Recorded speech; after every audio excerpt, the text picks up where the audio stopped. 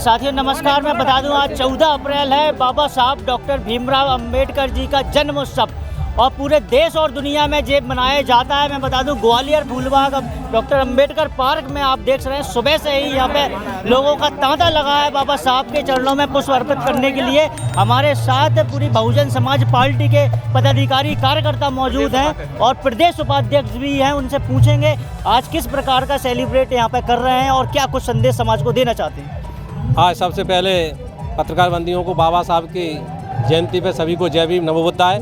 साथियों, आज इस देश के दबे कुचलों के जो भगवान है, आज उनका जन्मदिन है और परम पूज्य बाबा साहब ने जो संविधान लिखा, उनमें अधिकार लिखे।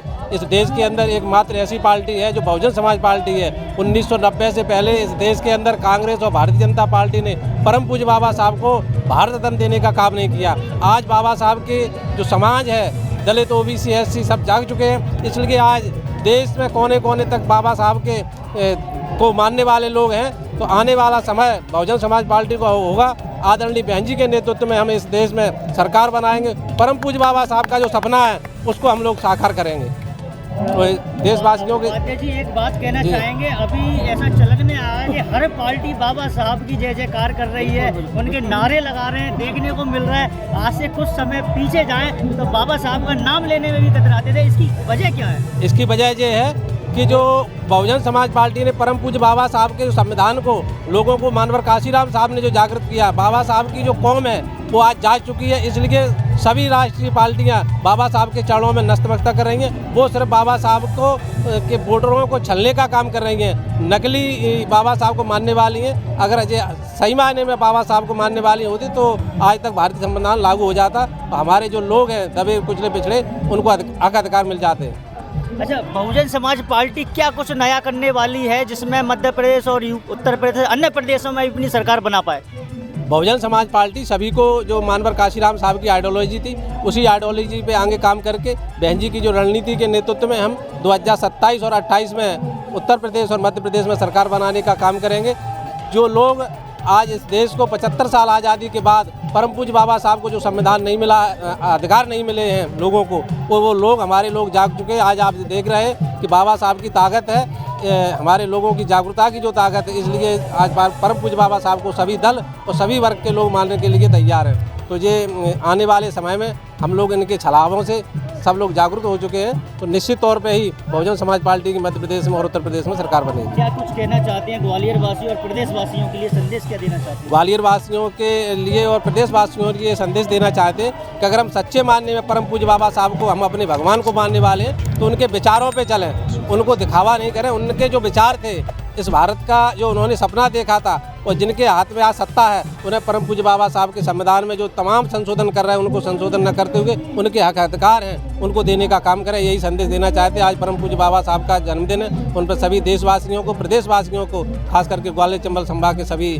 जनाधार को हम ये बधाई देना चाहते हैं। जय भीम, जय भारत, नमो बुद्धाय, जय जय काशीराम। हमारे साथ पार्टी के जिलाध्यक्ष और पार्टी के पूर्व लोकसभा प्रत्याशी भी हमारे साथ मौजूद हैं। हम इनसे भी बात करेंगे कंसाना जी से, किस प्रकार से आज देखते हैं बाबा साहब का जन्म उत्सव है जो कि हर पार्टी इसमें रंग गई है और खासकर बीएसपी ने बहुजन जो मूवमेंट है उसका बढ़ाने का काम किया था। क्या कुछ इस पर कहना चाहते हैं? सबसे पहले तो मैं आपके चैनल के माध्यम से अपने सभी करोड़ों अरबों अरब बहुजन समाज पार्टी के कार्यकर्ताओं को, समस्त देशवासियों को आज बाबा साहब के जन्मदिन की बधाई और शुभकामनाएं देना चाहता हूं। अब रहा सवाल इस मेला का, निश्चित है आज बहुत खुशी का दिन है।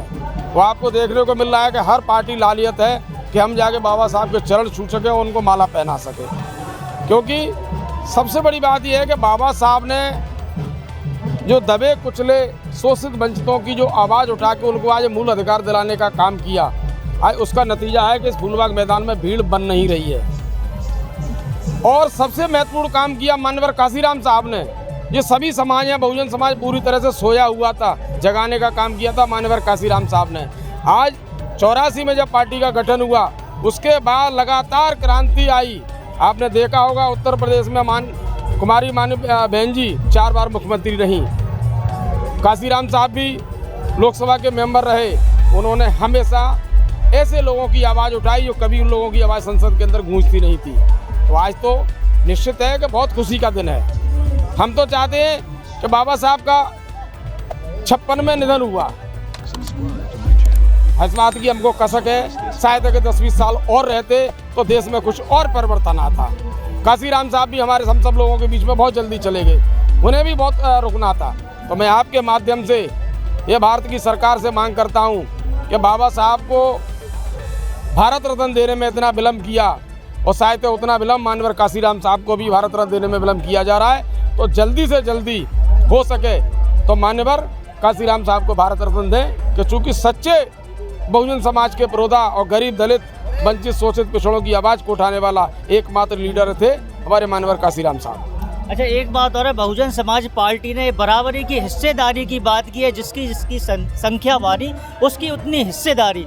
अन्य पार्टियां क्या इस मार्ग पे चल रही हैं? क्या बीएसपी भी उस मार्ग पे प्रयासरत है? नहीं, बीएसपी तो लगातार प्रयासरत है। बीएसपी अपने मूल एजेंडे से नहीं भटकी है, मगर अब उस एजेंडे को और पार्टियां चुराने का प्रयास कर रही हैं। जैसे कि आज आपको देखने को मिल रहा है।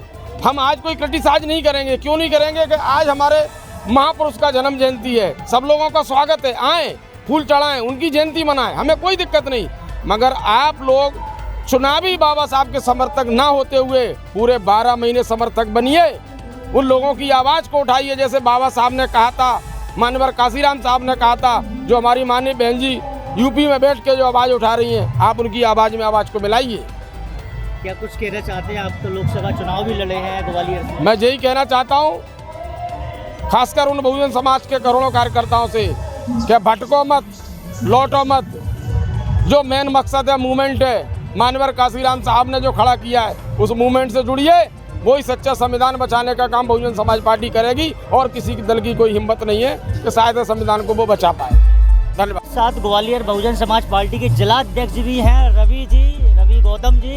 गौतम जी, किस प्रकार से देखते हैं? आप देख रहे हैं मेला लग रहा है पूरे उसमें, और ना कि बहुजन समाज के लोग बल्कि सभी समाज के लोग बड़े बढ़ चढ़ के हिस्सा ले रहे हैं और अन्य पार्टियां भी बड़े बढ़ चढ़ के हिस्सा। इसका क्या कारण हो सकता है? सबसे पहले तो मैं आपके चैनल के माध्यम से इस देश के करोड़ों लोगों को बधाई देना चाहूँगा कि बाबा साहब की जन्म जयंती के मौके पर सभी देशवासियों को बहुत बहुत बधाई। और साथ ही बहुजन समाज पार्टी का आज स्थापना दिवस है, क्योंकि आज ही का दिन था कि मान्यवर साहब ने 1984 में इस पार्टी का गठन किया।